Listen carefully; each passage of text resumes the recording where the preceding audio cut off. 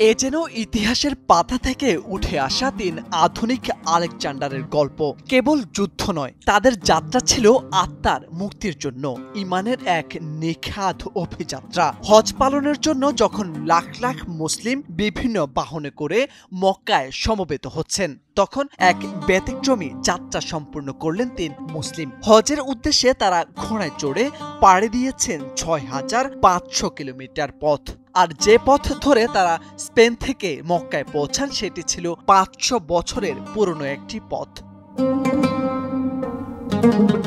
আব্দুল কাদের হারকাসি আইদি, Tarique Rodriguez ও Abdullah Rafael হের্নান্দেজ মানচা।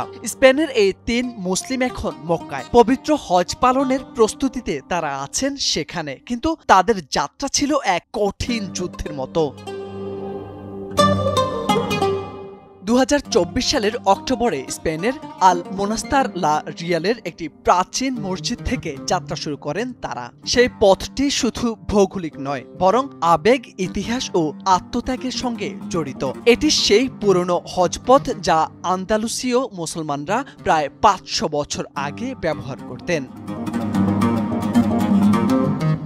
ঘোড়া ছিল যাত্রা সঙ্গী, কিন্তু এই ঘোড়া সাধারণ কোনো ঘোড়া ছিল না, বরং আরব বংশোদ্ভূত খুজেস্তানি ঘোড়া। ৪ বছর ধরে চলছে এই ঘোড়ার প্রশিক্ষণ ও প্রস্তুতি। এর পাশাপাশি অর্থের সংকট, পারিবারিক ত্যাগ আর শত বাধা পেরিয়ে তবেই রওনা দিয়েছেন তারা। আমিরাত ভিত্তিক দ্য ন্যাশনাল জানিয়েছে এমন খবর। এই ৩ জনের সঙ্গে মোহাম্মদ মেজবাহি নামের আরও একজন ছিলেন, কিন্তু দুটি ঘোড়ার স্বাস্থ্যগত সমস্যার কারণে শুরুতেই তাকে যাত্রাপথে থামতে হয়েছিল। বাকি ৩ জন পবিত্র যাত্রাকে জীবনের দ্রুত করে পাড়ি দেন ইউরোপ, বলকান ও মধ্যপ্রাচ্যের বিস্তীর্ণ ভূখণ্ড। প্রতিদিন গড়ে ৪০ কিলোমিটার এগোতে থাকেন তারা। রান্না করতেন নিজেরাই, রাত কাটাতেন তাঁবুতে। শীত আর দুর্ভোগ ছিল তাদের নিত্যসঙ্গী। পথে অর্থ শেষ হয়ে গেলে ভরসা স্থানীয়দের মানবিক সহযোগিতা।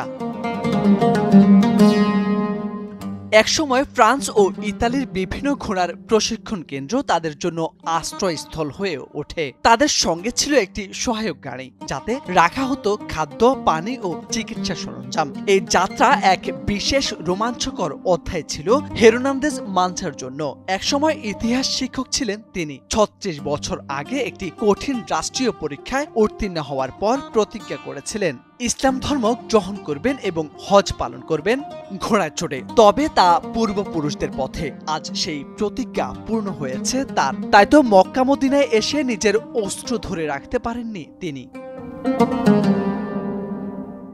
এজন্য কেবল হজ নয়, ইতিহাসের পুনর্জীবন। ধর্ম, সংকল্প, ত্যাগ আর মানসিকতার মিশেলে গড়া এই যাত্রা এখন বিশ্বজুড়ে বিস্ময়ের বিষয়। ঘোড়ার পিঠে চড়া এই ৩ হজযাত্রীর গল্প শুধু ইতিহাসের পুনরাবৃত্তি নয়, প্রমাণ করেছে ইমানের ডাকে কোনো সীমান্তই বাধা হতে পারে না।